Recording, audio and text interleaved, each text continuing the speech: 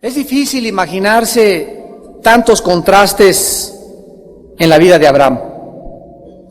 En Génesis 15 le vimos como un hombre de fe estableciendo un pacto con Jehová, un pacto incondicional que representa el pacto de sangre en el cual tú y yo estamos ahora bajo el Nuevo Testamento o el Nuevo Pacto, por lo cual establece que Dios perfeccionará en nosotros lo que Él comenzó, el cual establece que aunque fuésemos infieles, Él sigue siendo fiel, el cual dice que Dios al que recibe como hijo, lo azota y le muestra el camino, el cual establece que nuestra salvación es imposible que la perdamos. Es el pacto incondicional. Cuando nosotros no conocemos este pacto, ni las bases del pacto, ni las condiciones del pacto, entonces vamos a creer, ¿verdad?, que algún día vamos a perder la salvación, o que necesitamos estar portándonos bien para mantener la salvación, cuando es todo lo contrario. Las buenas obras que nosotros necesitamos hacer no son para mantener nuestra salvación, sino como el fruto de nuestra salvación. Yo sirvo a Dios y le adoro no para mantener mi salvación. Yo soy santo y me consagro no para mantener mi salvación o por temor de que pierda mi salvación, sino que le busco y le adoro y soy santo porque Él produce en mí esta santidad a través de mi unión con Jesucristo. Entonces la única forma de poder demostrar que vamos camino al cielo y que vamos camino realmente a la gloria es a través de una vida santa, a través de una vida transformada por el poder de Dios. En Génesis 16, que es en esta noche en nuestra conferencia, vemos a Abraham como un hombre agnóstico, como un hombre que ya no sabe realmente si las promesas de Dios eran reales o no eran reales. Y otra vez vemos a Abraham representándonos cuando nosotros, en nuestra debilidad humana, en nuestra fragilidad humana, le fallamos a Dios. Dios sigue siendo fiel. En este capítulo, Abraham oye la voz de su esposa y se mete con su sirvienta para adelantarse al programa, al plan de Dios para su vida. Y de esta manera, él manifiesta el tema de nuestra conferencia, el pecado de impaciencia. Pero vamos a hacer un breve repaso de Abraham hasta este momento. Abraham ha sido probado por Dios una y otra vez, porque es la vida del cristiano. Dios prueba el corazón. Cada semana, cada mes, cada 3 meses, Dios nos está probando. Abraham, en primer lugar, en Génesis 12, se le tuvo que probar a través de sus lazos familiares. Dios le llama a abandonar a su familia. Aquí se prueba el fervor de su fe. Apúntalo, el fervor de su fe. ¿Amaría más a Dios que a su familia? Y todos nosotros, Dios nos va a probar en esta área. ¿Realmente amamos más a Dios que a nuestra propia familia? Vendrá la prueba a tu vida cristiana. En segundo lugar, cuando Abraham llega a Canaán, su fe es probada con la presión de las circunstancias. Aquí se prueba la suficiencia de su fe. Apúntalo. En segundo lugar, se prueba la suficiencia de su fe. ¿Creería Abraham que Dios supliría para sus necesidades y para su casa? Aquí es probado Abraham, cuando viene el hambre a Canaán. En tercer lugar, enfrenta un problema con un familiar suyo llamado Lot. Y aquí él tiene que apartarse de este sobrino para guardar su testimonio. Aquí se prueba la humildad de su fe. La humildad de su fe. ¿Defendería sus derechos Abraham o cedería sus derechos a Lot? Ya vimos que pasó también esta prueba porque él no buscó su liderazgo ni su representatividad como patriarca, sino que le dijo a Lot: escoge tú primero. Aunque yo debería escoger primero, escoge tú primero. Si tú vas para acá, yo me voy para acá. Si vas a la izquierda, yo me voy a la derecha. En cuarto lugar, en Génesis 14, es probada el valor y la nobleza de su fe. Su sobrino es capturado y él arriesga su vida por él. Aquí se probó el valor de su fe. En cuarto lugar, el valor de su fe. ¿Se atrevería Abraham a rescatar a su sobrino de mano de sus enemigos? En quinto lugar, al ganar esta guerra y salvar a su sobrino, Abraham enfrenta la quinta prueba de su fe, que es la dignidad de su fe, la tentación del mundo, cuando el rey de Sodoma le ofrece dinero a cambio de las almas de los cautivos que Abraham había rescatado. Aquí Dios se preguntaba: ¿se rebajaría Abraham a aceptar la mordida, entre comillas, del rey de Sodoma? ¿Se vendería Abraham? ¿Prostituiría su ministerio Abraham? Y en sexto lugar, ahora, por la sugerencia de su esposa, Abraham es probado en su paciencia, y aquí saca 5 de calificación. ¿Esperaría Abraham el tiempo de Dios para tener un hijo? Y vemos en este caso que Abraham no pudo esperar el tiempo de Dios. Este pasaje cubre el nacimiento de los árabes, su inicio como pueblo, las raíces de los árabes y el origen de los árabes. Pero más importante, este pecado nos enseña, este pasaje, el pecado de la impaciencia. ¿Qué es la impaciencia? Son 3 cosas. La impaciencia es estar cansado de esperar. Número 1. Número 2, es desesperación por algo que se tarda.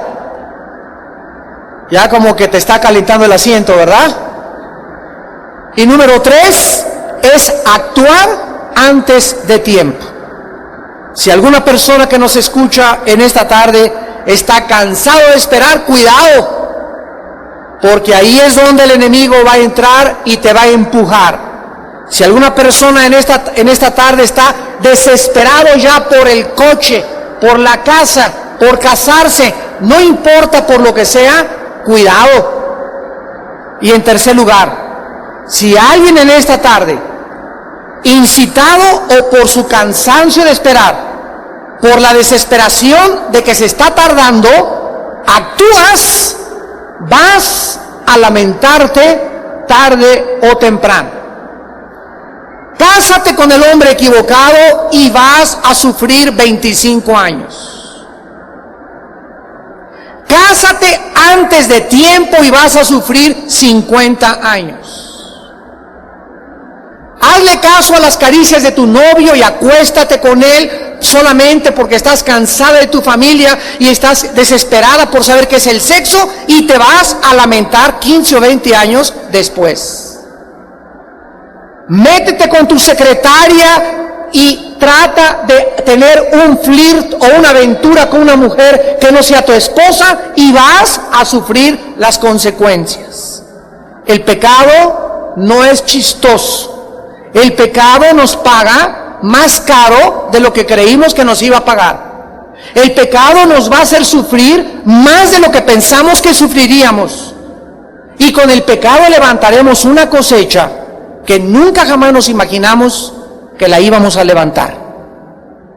Esperar y tardanza son las 2 palabras claves de nuestro estudio en esta tarde. Nos cansamos de esperar, o por alguna tardanza queremos actuar y movernos por ello. Es en este momento cuando actuamos impacientemente. que vamos a ver toda clase de problemas en nuestra vida, y además es cuando le damos al enemigo la oportunidad para actuar. Esto fue exactamente lo que le pasó a Abraham y a Sara. Se impacientaron. Él ya tenía 85 años, Sara 75 años, ya tenían como 10 o 12 años que habían salido de Canaán y no veían la promesa de Dios. Entonces ellos pensaron que necesitaban hacer algo por ellos mismos.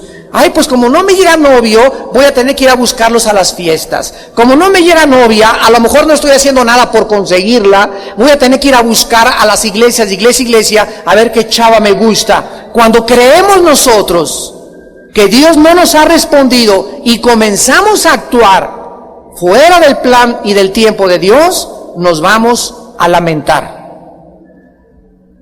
Ellos comenzaron a racionalizar la cuestión y a preguntarse si a lo mejor podrían ayudar a Dios. Esta clase de razonamientos siempre nos va a llevar a hacer y a actuar impacientemente. Y las consecuencias, insisto, serán siempre dolorosas y terribles a nuestra vida. En el versículo 1 y 2, vemos en Génesis 16 las causas de la impaciencia. Sarai, mujer de Abraham, no le daba hijos, y ella tenía una sierva egipcia que se llamaba Agar. Dijo entonces Sarai a Abraham: ya ves que Jehová me ha hecho estéril, te ruego pues que te llegues a mi sierva, quizá tendré hijos de ella. Y atendió Abraham de volada el ruego de Sarai. Sara o Sarai nos ilustra en estos versículos los principales factores que nos llevan a la impaciencia. Lo primero que vemos aquí, el primer factor es un deseo no cumplir. Sarai deseaba desesperadamente ser madre.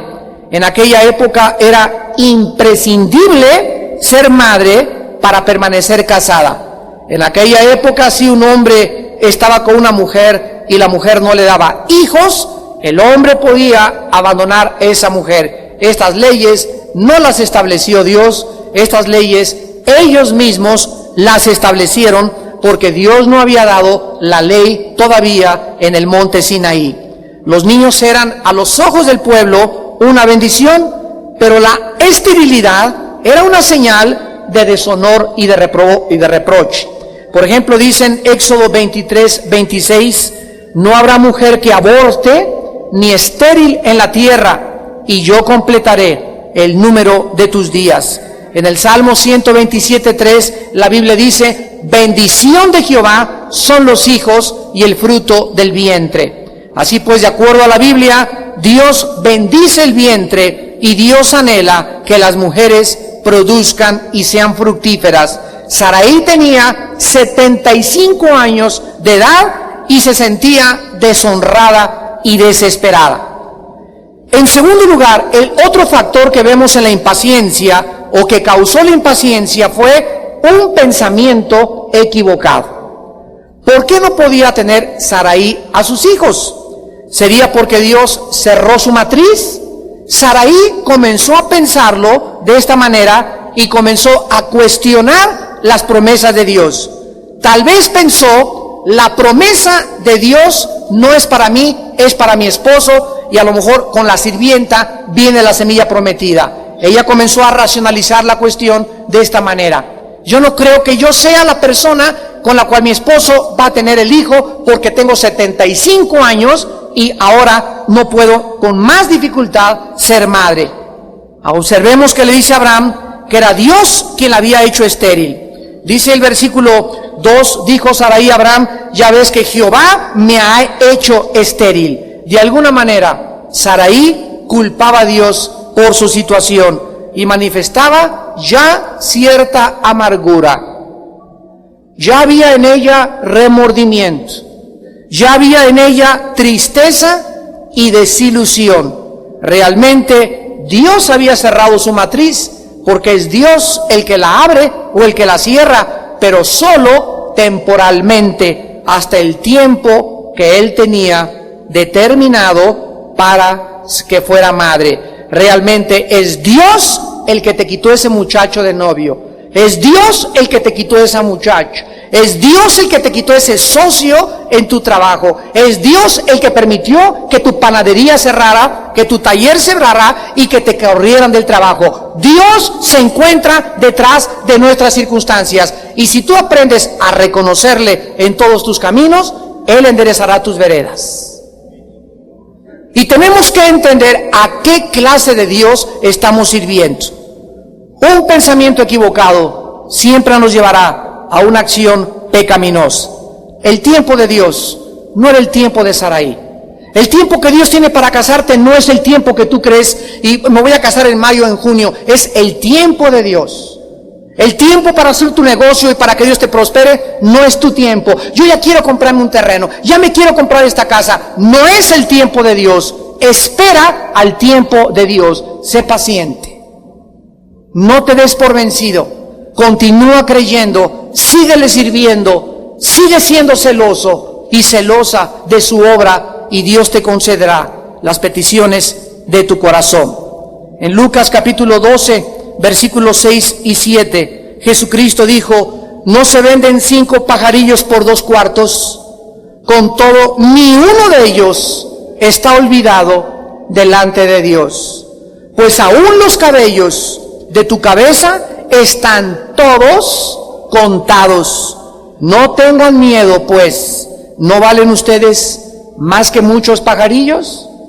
Cuando venimos a la Biblia y estas promesas entran a nuestro corazón, comenzamos a conocer que ese Dios tan grande y maravilloso no solo no sabe que no tengo compañero o compañera, no solamente no sabe, Él sabe que necesito una casa, Él sabe que necesito un trabajo. ¿Cómo no lo va a saber si mis cabellos están contados? Los mismos pajarillos en el campo ahorita con estas lluvias torrenciales están muriéndose conejitos, están muriéndose focas en el mar, están muriéndose. ¿Cuánto más, si Dios sabe que todo eso está pasando, cuánto más no Dios sabe tu necesidad? Y en tercer lugar encontramos una sugerencia carnal. La costumbre de esos días era que si el hombre no le podía dar hijos a la mujer, el varón podía tomar la sirvienta y tener hijos con ella. Esto fue instituido por el hombre, insisto, no por Dios. La voluntad de Dios ha sido siempre la monogamía y no la poligamia. La voluntad de Dios ha sido siempre que el hombre tenga una mujer y la mujer tenga un hombre, y no 2 o 3 al mismo tiempo, como los árabes en su harem, o como otros mexicanos que tienen a la esposa, a la secretaria, a la sirvienta y al amante. Esto fue instituido por el hombre. La voluntad de Dios es que nosotros esperamos. Recordemos algo: los medios no justifican el fin. La obra de Dios, hecha a la manera de Dios, tiene la bendición de Dios. Cuando queremos hacer la obra de Dios a través de nuestros medios, Dios no puede bendecir la obra de Dios. Es que vamos a hacer una campaña en el estadio, a rentar el toreo, etcétera, etcétera, porque la voluntad de Dios es ganar las almas. Sí es verdad que el fin de Dios es las almas, y alguien puede tener una buena motivación para tener un fin, pero si los medios para ganar esas almas no son los medios de Dios, el fin no justifica los medios. Tienes que aprender eso. Es que Dios, me dice una muchacha, yo sé que Dios quiere que me case con un cristiano, y me encontré un cristiano y vamos a casar, y ella solamente porque es cristiano cree que ya es de Dios. Es que no necesariamente es ese. Me encontré un socio que es cristiano, y no necesariamente porque sea cristiano es ese. Corrobóralo, confírmalo, espera para que Dios te dé algo más seguro y tú no tengas ninguna duda del paso que estás tomando. En el versículo 3 al 6 de Génesis 16 encontramos las consecuencias de la impaciencia. Y Sarai, mujer de Abraham, tomó a Agar su sierva egipcia al cabo de 10 años que había habitado Abraham en la tierra de Canaán, y la dio por mujer a Abraham su marido. ¡Qué mona! Y él se llegó a Agar sin pensar, la cual concibió, y cuando vio que había concebido, miraba con desprecio a su señora. Entonces Sarai dijo a Abraham: mi afrenta sea sobre ti. Yo te di de mi sierva por mujer, y viéndose encinta, me mira con desprecio. Juzgue Jehová entre tú y yo. Y respondió Abraham a Sarai: he aquí tu sierva está en tu mano, haz con ella lo que bien te parezca. Y como Sarai la afligía, ella huyó de su presencia. Inmediatamente, después de haber mostrado la impaciencia los dos, Abraham y Sara, muchas cosas malas comenzaron en su matrimonio y en su familia a suceder, y todo por no haber esperado la voluntad de Dios. Veamos las consecuencias. En primer lugar, la impaciencia resultará siempre en planes y métodos equivocados de hacer las cosas. El primer resultado de la impaciencia, la consecuencia, es que los planes que nosotros hagamos, adelantándonos al programa de Dios, siempre fracasarán. El motivo de Sarai era bueno. Bueno, yo quiero que se cumpla la voluntad de Dios, Señor, y ya tenemos 75 años aquí esperando, o mi esposo tiene 75 años, y ella tenía 75, Abraham 85, y la tardanza y la larga espera y el deseo de tener el hijo prometido y las dudas comenzaron a atacarlos al uno y al otro, y los llevaron a los dos a la impaciencia, y se volvieron al mundo a tomar una decisión carnal, y les falló todititito el plan. En segundo lugar, la impaciencia conlleva al colapso de la fe y de la paciencia. Abraham había esperado 10 años a Dios. Dice el versículo 3 que Sarai, mujer de Abraham, tomó a Agar, a su sierva, al cabo de 10 años. Llevaban 10 años esperando la promesa de Dios. Abraham no esperó, pero ni tantito, cuando le dijo a Sarai: ahí está la sirvienta. Bueno, pero no se lo dijeron 2 veces. Se aventó el clavado, pero rapidísimo, ¿verdad? Y Abraham y Agar, la sirvienta, concibió de Abraham. Y en tercer lugar, la impaciencia nos llevará siempre a una conducta pecaminosa. Aquí encontramos el pecado de adulterio, fornicación, inmoralidad, poligamia, malicia, burla, incredulidad, falta de esperanza y orgullo de espíritu. Miren cuántos pecados estaban detrás de la impaciencia.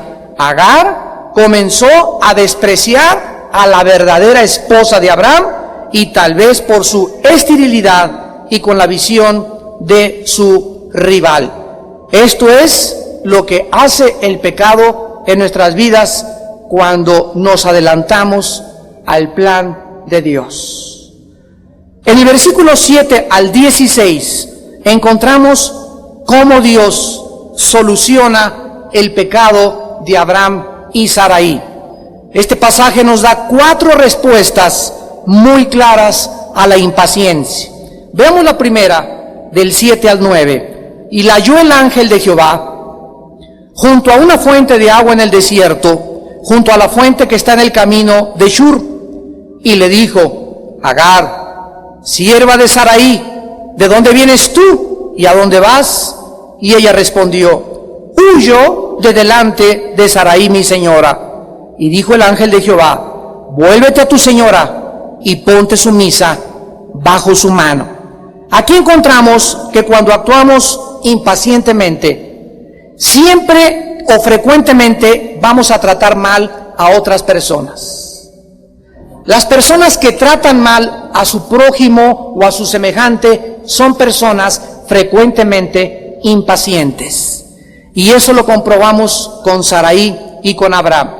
Un padre impaciente no soporta a los niños porque vuela la mosca. ¡Ya te dije que te calles o te voy a surter, chamaco, de esto! Y llegan a su casa y no aguantan nada y tratan mal a los hijos, a la esposa. ¡Quítate, no te quiero ni ver a ti! ¿Verdad? Porque son personas totalmente alteradas. Y esa actitud muestra que toda su vida está llena de pecado, porque una persona que no tiene control sobre su espíritu, una persona que no tiene freno a su espíritu, es una persona que está continuamente pecando y viviendo miserablemente. La impaciencia de ambos les hizo maltratar a su sirvienta y lastimarla profundamente. Tan profundamente que Agar tuvo que escaparse de esa casa y comenzar a irse hacia Egipto. Y esto era muy peligroso. En primer lugar, porque Agar estaba abandonando la casa de una familia cristiana para dirigirse a Egipto, a casas de incrédulos. Era peor Guatemala, salió de Guatemala para irse a Guatepeor. En segundo lugar, ella se alejaba de la esperanza de la tierra prometida y se iba al mundo. Un hijo que abandona su casa, aunque tus padres no sean justos, pero el hecho de que sean cristianos, la bendición ahí está tarde o temprano en esa casa. No dejes tu casa. No te vayas con ese muchacho, con esa muchacha porque te quieras independizar, porque Dios no alcanza su promesa a tu vida si tú abandonas el hogar de tus padres sin el permiso de tus padres. Dice Efesios 6 del 1 al 3, honra y respeta a tus padres para que te vaya bien y seas de larga vida en la tierra. Hasta el día de tu matrimonio, tus padres son tu cabeza. Hasta el día de tu matrimonio tienes que someterte a tu casa si quieres que te vaya bien. Una muchacha que se va de su casa, un muchacho que se va de su casa en rebelión, ningún trabajo le bendecirá a Dios, ningún amigo que encuentres lo bendecirá a Dios, ningún proyecto, ningún plan que tú hagas te saldrá bien. Irás mal, tal vez hasta que toques fondo por haberte rebelado y desconocido que Dios bendice la casa de aquellos que le honran. Ella se alejaba también, en tercer lugar, de la voluntad de Dios para su vida y tomaba su vida en sus propias manos. Observamos que Dios sabía, versículo del 7 al 9, exactamente dónde estaba Agar. Dice el versículo 7, la halló el ángel de Jehová junto a una fuente de agua en el desierto. Observen ustedes dónde la halló Dios. Junto a una fuente de agua. Jesús dijo que Él era la fuente de vida. Y Jesús se encontró junto a una fuente a la mujer samaritana en Juan 14. Y le dijo, si tú supieras quién es el que te habla, tú le pedirías y Él te daría el agua de la vida. Encontramos que es Dios el que encuentra a Agar y no Agar a Dios. Y esto es absolutamente revelador. Porque el ángel le pregunta de dónde venía y a dónde se dirigía. ¿Ustedes creen que Dios no sabía? Porque este ángel era Jesucristo, era el ángel de Jehová. Es la primera vez en la Biblia, en Génesis 16, que se aparece como el ángel de Jehová. La palabra ángel en el hebreo es malak, con K al final, que significa enviado de Dios. Y vemos pues de qué forma el ángel le pregunta, ¿verdad? ¿De dónde vienes? Versículo 8. ¿Y a dónde vas? ¿Que no sabía el ángel esto? No, lo hizo para poner convicción en el corazón de ella. Es como cuando tú te vas de tu casa y se te aparece un ángel en la esquina y te dice, ¿a dónde vas, chiquita? Pues, ¿y qué le dices? Pues en ese momento estás delante de Dios. O te encuentras un pastor, o te encuentras la voz del Espíritu Santo que en esta noche te está redarguyendo y te está diciendo, ¿a dónde vas? ¿Por qué estás saliendo así? ¿Por qué estás haciendo aquello? El objeto es que tú contestes y que veas con tu respuesta que estás lejos de la voluntad de Dios. Sí es cierto, Señor, no sé a dónde voy y voy perdida y voy a casa de mi amiga y voy a casa de mi amigo y no sé ni a dónde voy. Y en ese momento Dios quiere que te ubiques y que sepas que cualquiera que huye de Dios y de su voluntad nunca podrá prosperar en esta vida. Cuando Adán pecó, ¿qué hizo Dios? ¿Dónde estás, Adán? Lo fue a buscar. ¿Que Dios no sabía dónde estaba Adán? Claro, pero ¿por qué le preguntaba a Dios dónde estás? Para que Adán supiera dónde estaba. Señor, ¿dónde estoy? La verdad es que estoy desorientado, me estoy escondiendo de ti, me estoy tapando de ti. Y la segunda pregunta, ¿y por qué?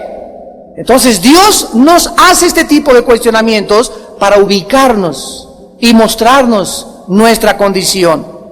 Ella necesitaba saber que había hecho mal antes de poder hacer la voluntad de Dios. Ella tenía que regresar a la casa de su ama Sarai. En segundo lugar, el versículo 10 al 12, el ángel de Jehová le dice también, miren ustedes ahora, multiplicaré tanto tu descendencia que no podrá ser contada a causa de la multitud. Además le dijo al ángel de Jehová, he aquí que has concebido y darás a luz un hijo y llamarás su nombre Ishmael. Ishmael significa Dios oye. Dios oye, porque Jehová ha oído tu aflicción. Y él, dice la palabra de Dios, será hombre fiero.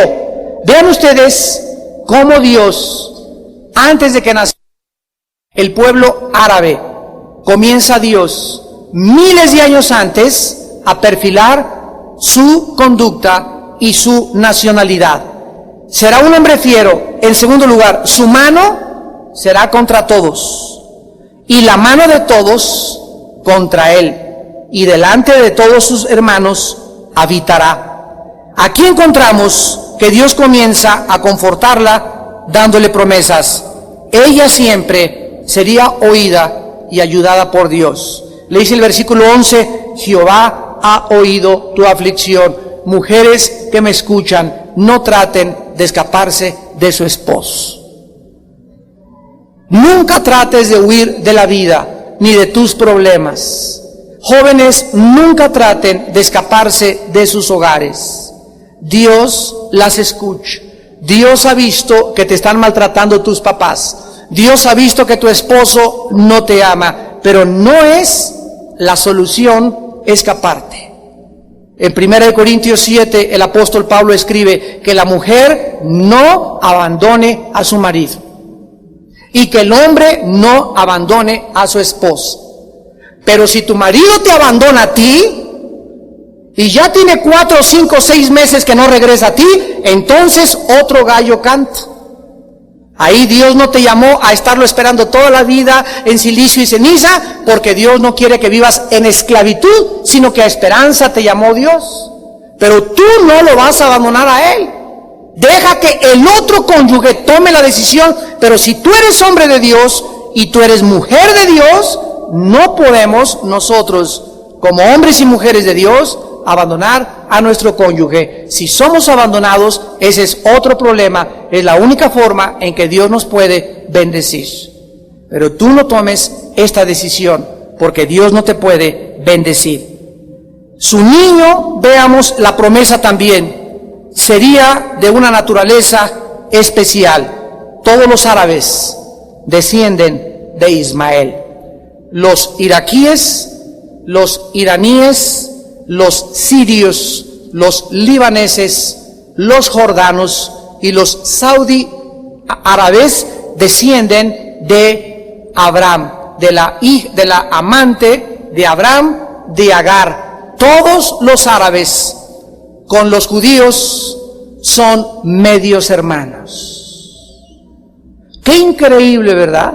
Miren ustedes el Medio Oriente. Ahora en junio, nuestro próximo desayuno va a llevar como conferencia la crisis del Medio Oriente. Voy a hablar sobre esto, analizar claramente a la luz de la Biblia lo que está pasando en el Medio Oriente, para que tengamos una guía nosotros y sepamos que todo estaba perfectamente bien profetizado. Pero todo lo que está pasando en el Medio Oriente tiene su origen en Ismael y en Isaac, el hijo de la promesa que vino después de Ismael. La palabra fiero, cuando le dice en el versículo 12, será hombre fiero, significa obstinado, violento, independiente, voluntarioso y agresivo. Dios profetiza que los árabes serían tercos,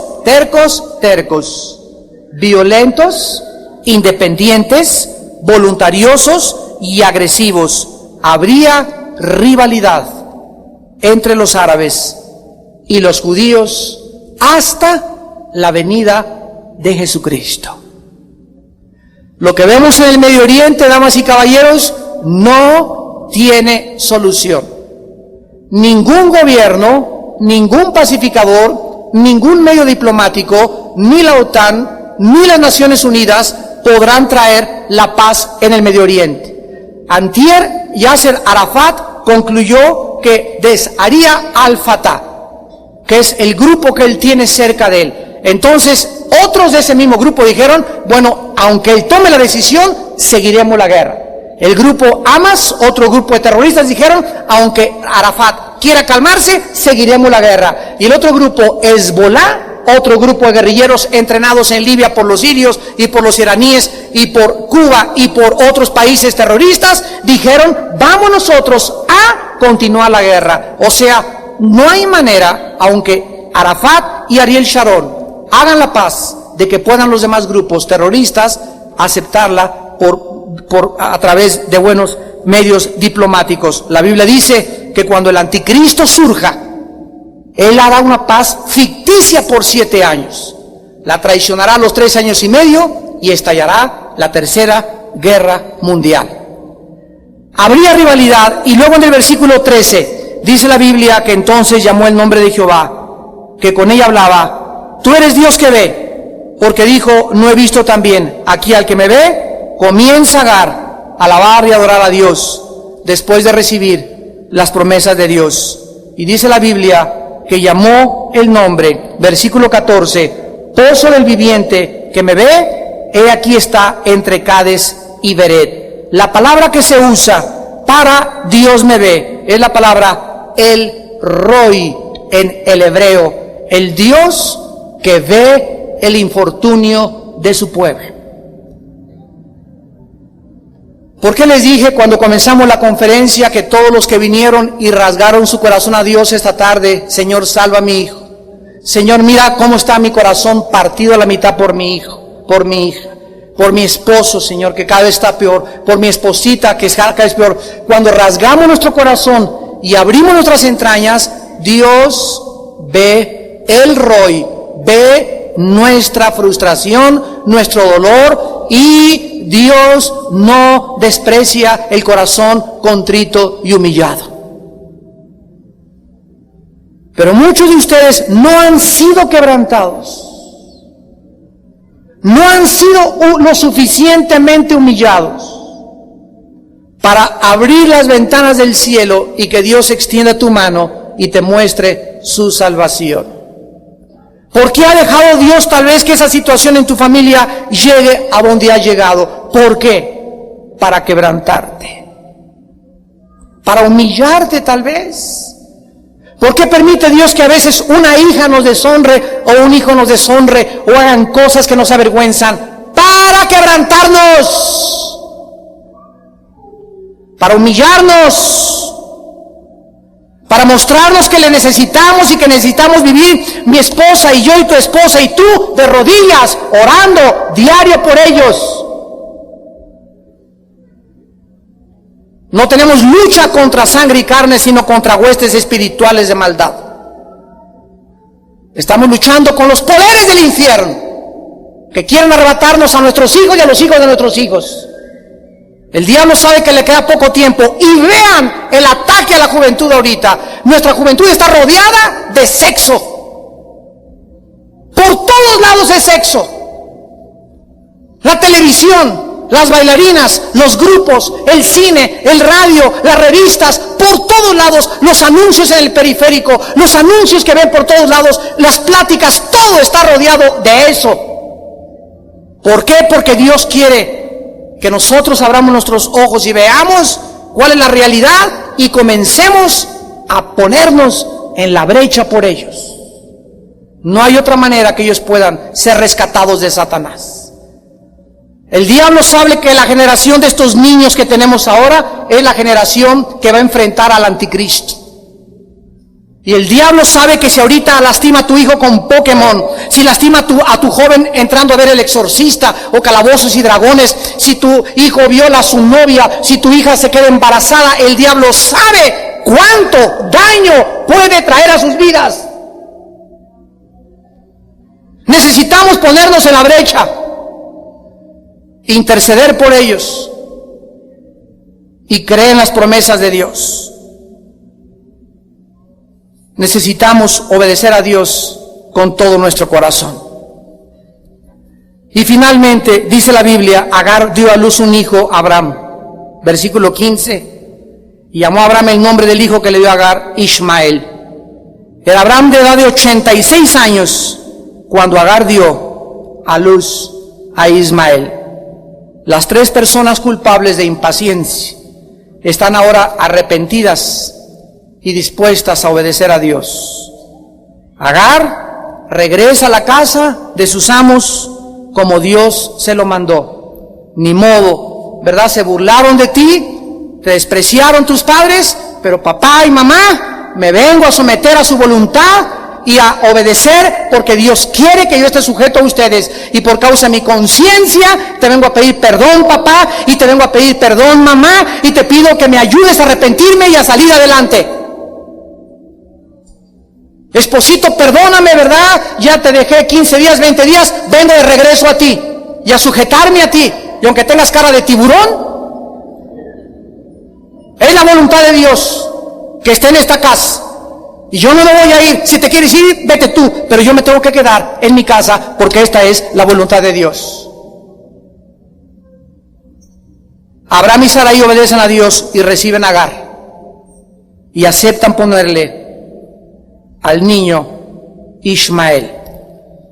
Dice Isaías 25, versículo 9, y se dirá en aquel día, he aquí, este es nuestro Dios. Le hemos esperado y nos salvará. Este es Jehová a quien hemos esperado, nos gozaremos y nos alegraremos en su salvación.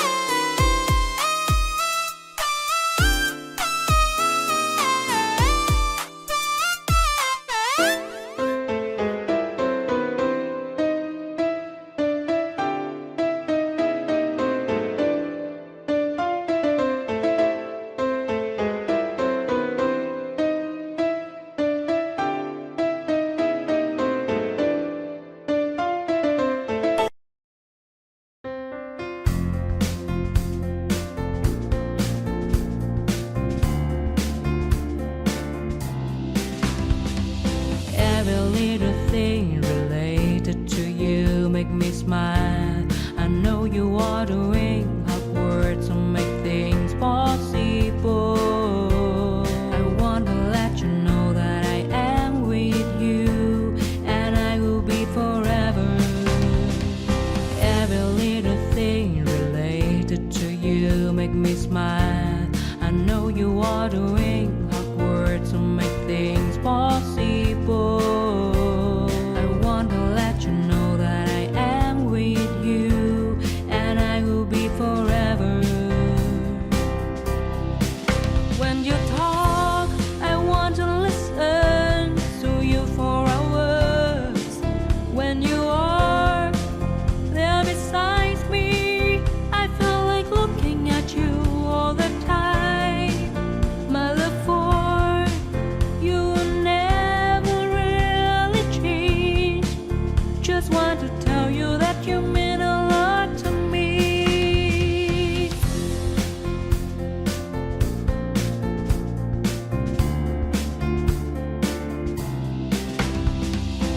Every little thing related to you make me smile. I know you are doing hard work to make things possible. I want to let you know that I am with you, and I will be forever. Every little thing related to you make me smile. I know you are doing